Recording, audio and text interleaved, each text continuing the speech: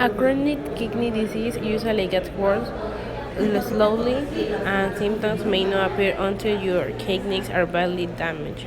In the late stage of CKD, if you are nearing kidney failure, you may notice symptoms that are not caused by weight and extra fluid build in your body.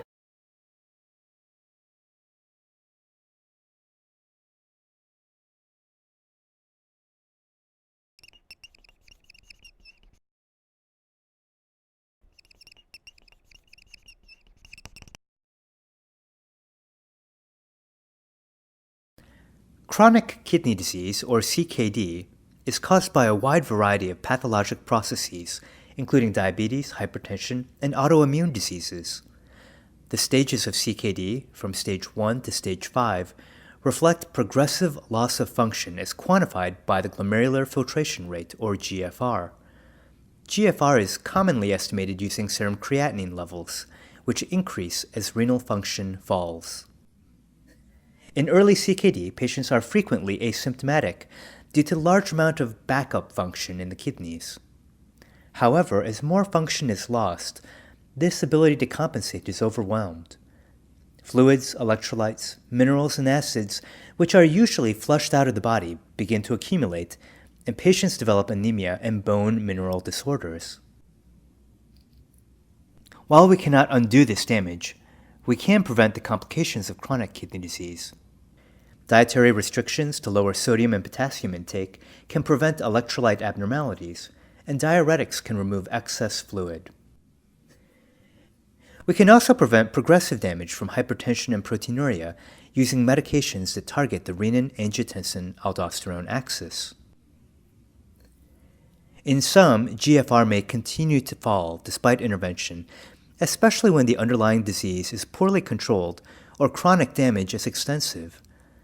Patients subsequently develop symptoms of uremia, including persistent fatigue, nausea, vomiting, anorexia, and confusion. Treatment includes dialysis through a variety of methods to remove toxins and prolong life. However, the best option for uremic patients is renal transplantation. With a carefully supervised anti-rejection regimen, these patients can again enjoy life with a new kidney.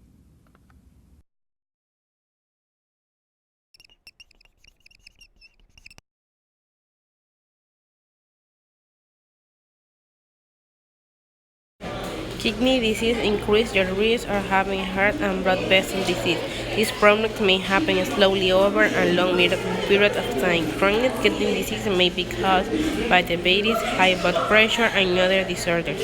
Earlier detection and treatment can often keep chronic kidney disease from getting worse. When kidney disease progresses, it may eventually lead to kidney failure, which requires dialysis or a kidney transplant to maintain life.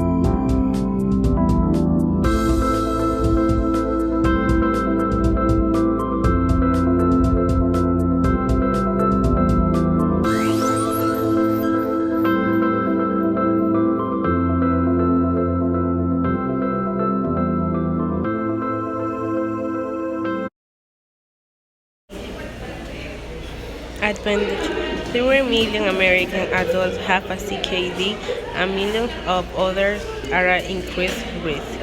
Early detection can help prevent the progression of kidney disease to kidney failure.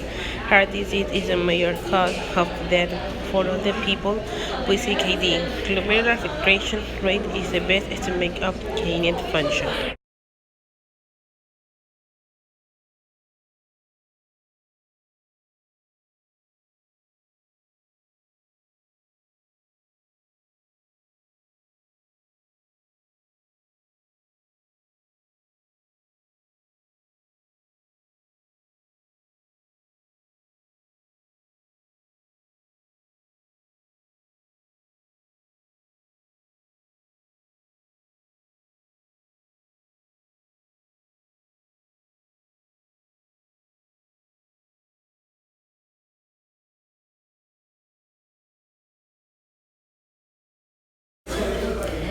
Glomerulonephritis, a group of diseases that cause inflammation and damage to the kidney filtering unit. These disorders are the third most common type of kidney disease.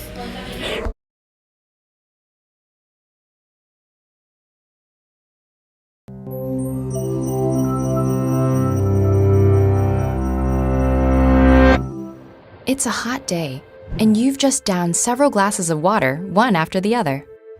Behind the sudden urge that follows are 2 bean-shaped organs that work as fine-tuned internal sensors.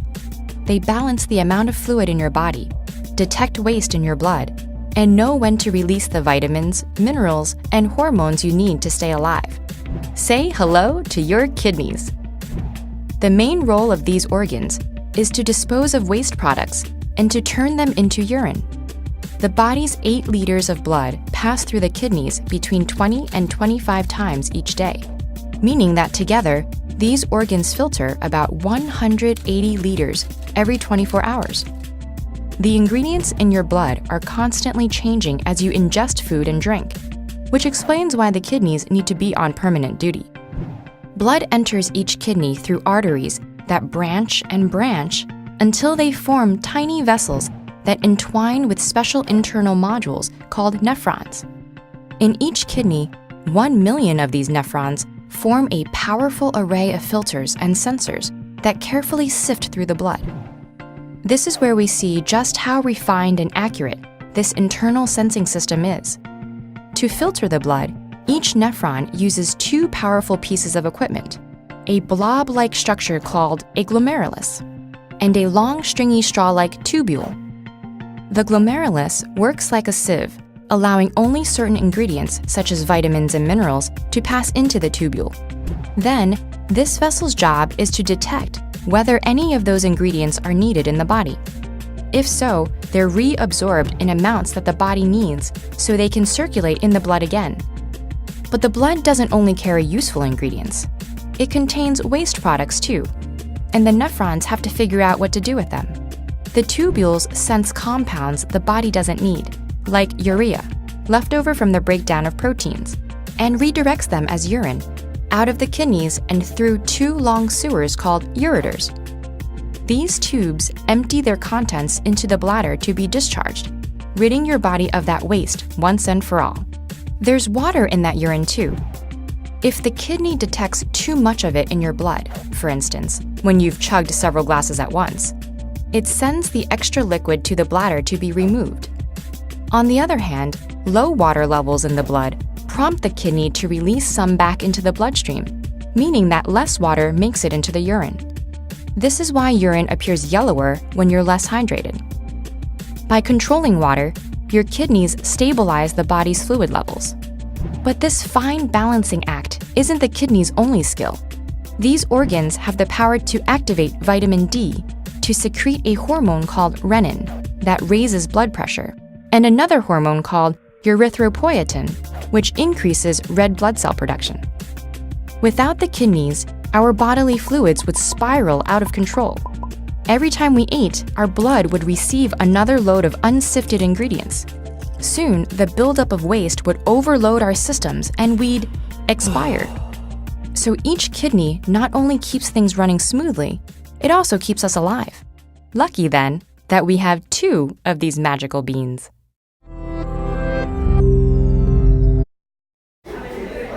Dr. Norama Mosquera, head of the nephrology department of the Liverpool Hospital, revealed that the risk of developing chronic kidney disease is greater in the female population.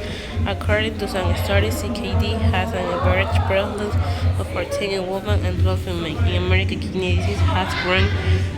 There are 1,500 patients per million inhabitants, and they do not reach dialysis standards.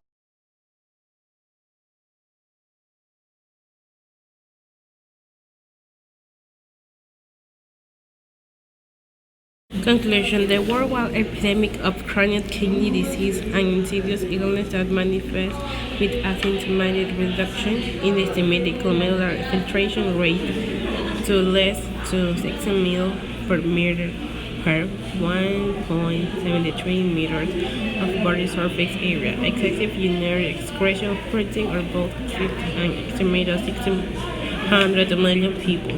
Many will have progression to end-stage kidney disease and require dialysis or kidney transplantation for survival or succumb to related cardiovascular complications, even while taking antihypertensive agents and medications to lower blood glucose levels.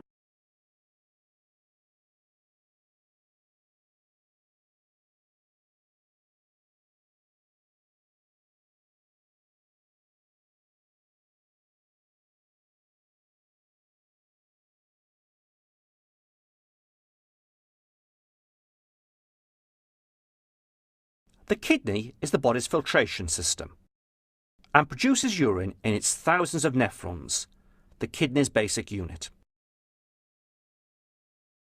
Each nephron begins with a Bowman's capsule, wrapped around a capillary ball, the glomerulus, which becomes a tubule that eventually forms the loop of Henle, before collecting into tubules and ducts that empty into the bladder.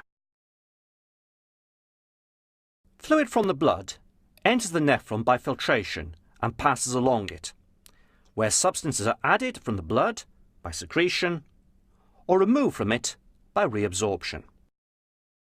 Potassium and hydrogen ions, organic acids and bases, metabolites and foreign substances are secreted across a selective membrane.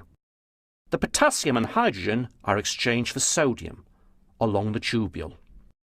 99% of the filtrate is reabsorbed through a mixture of passive diffusion down an osmotic or concentration gradient and active transport by pumping against a concentration gradient. The kidneys can conserve water. The only way that the body can move water is by moving sodium chloride first. You have to create a concentration gradient so that water can move by osmosis in the direction of the highest concentration. The loop of Henle creates a hyperosmotic region in the medulla of the kidney, acting as a sponge, drawing water out from the collecting duct, if the duct becomes permeable under the influence of vasopressin, also known as antidiuretic hormone or ADH. The ascending limb of the loop of